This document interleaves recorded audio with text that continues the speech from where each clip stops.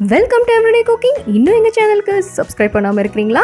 மறக்காமல் கிளிக் பண்ணுங்கள் சப்ஸ்கிரைப் பட்டனையும் பெல் ஐக்கானையும். எப்போது எங்களோட கனெக்டடாக இருங்க அண்ட் சப்ஸ்கிரிப்ஷன் ஃப்ரீ.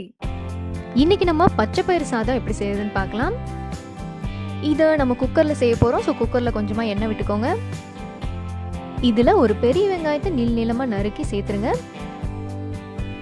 இதோட ஒரு கை கருவேப்பிலை, ஒரு பச்சை மிளகாய், அரை டீஸ்பூன் சீரகம், ஒரு டீஸ்பூன் இஞ்சி பூண்டு விழுது. இப்போ இதெல்லாம் நல்லா வதக்கிக்கலாம். வெங்காயம் நல்லா வதங்கணும், கொஞ்சம் நேரம் மாதிரி வரட்டும், அது வரைக்கும் வதக்கிக்கோங்க. இதோட ஒரு 1/4 டீஸ்பூன் பெருங்காயத்தூள் சேர்த்துக்கோங்க. வெங்காயங்க நல்லா வதங்கிருச்சு. அடுத்ததாக தக்காளி ஆட் பண்ணிக்கலாம். ஒரு பெரிய சைஸ் தக்காளியை குட்டி குட்டியாக நறுக்கி இதோட ஆட் பண்ணுங்க. ஒரு 2-3 நிமிஷம் தக்காளி நல்லா வதக்கிட்டு மசாலாலாம் ஆட் பண்ண ஆரம்பிக்கலாம். அரை டீஸ்பூன் மஞ்சள் தூள்,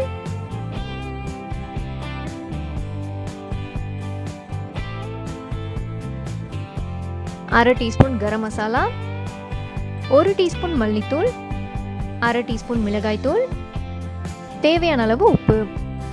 இப்போ மசாலாவோட பச்சை வாசம்லாம் போகிற வரைக்கும் நல்லா வதக்கிக்கோங்க.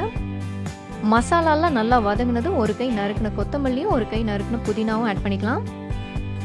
இதை ஒரு 2 நிமிஷம் வதக்குங்க போதும். அடுத்ததாக ஒரு கப் அளவுக்கு முளைக்கட்டின பச்சை பயிறு ஆட் பண்ண போகிறோம். இந்த பச்சை பயிரை நான் ஒரு நைட் ஃபுல்லாக தண்ணியில் ஊற வச்சுட்டு அடுத்த நாள் தண்ணியை வடிச்சிட்டு இதை நான் முளைக்கட்ட விட்டுருக்கேன். பாருங்கள், நல்லா முளைச்சிருச்சு. இப்போ இதை ஆட் பண்ணிக்கலாம்.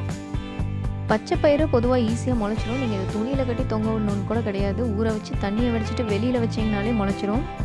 ஸோ பச்சை பயிறு ஆட் பண்ணி 2-3 நிமிஷம் வதக்கிட்டோம். அடுத்ததாக ஒரு கப் அரிசி. இது சாப்பாட்டு அரிசி, தண்ணியில் கழுவிட்டு அப்படியே ஆட் பண்ணியிருக்கேன். நீங்கள் வேணும்னா இதை ஒரு அரை மணி நேரம் ஊற வச்சு கூட ஆட் பண்ணலாம். அரிசி சேர்த்ததுக்கப்புறமும் ஒரு 2 நிமிஷம் நல்லா இதை வதக்கிக்கோங்க. அரிசியை இந்த மாதிரி வதக்குனதுக்கப்புறம் ப்ரெஷர் குக் பண்ணிங்கன்னா இன்னுமே டேஸ்ட் ரொம்ப நல்லாயிருக்கும்.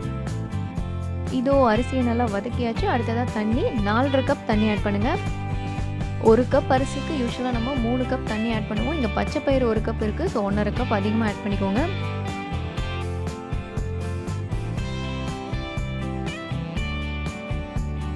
கொதிக்க ஆரம்பிக்கட்டும். இப்போ இதை மூடி ஒரு 4 விசில் விட்டு எடுக்கலாம்.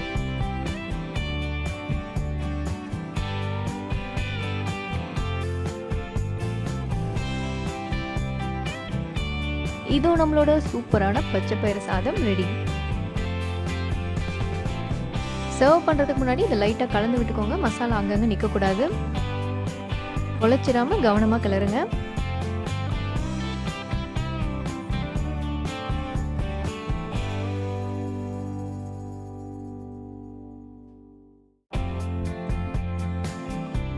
இதோ முளைக்கட்டின பச்சை பயிறு சாதம் ரெடி. உங்களுக்கு இது பிடிச்சிருக்கும் நம்புகிறோம். வேறொரு இன்ட்ரெஸ்டிங்கான ரெசிபியோடு உங்களை சந்திக்கிறோம். எங்கள் வீடியோஸ் எல்லாம் பிடிச்சிருந்தா லைக் பண்ணுங்கள், ஷேர் பண்ணுங்கள், கமெண்ட் பண்ணுங்கள். மறக்காமல் எங்கள் சேனலுக்கு சப்ஸ்கிரைப் பண்ணுங்கள்.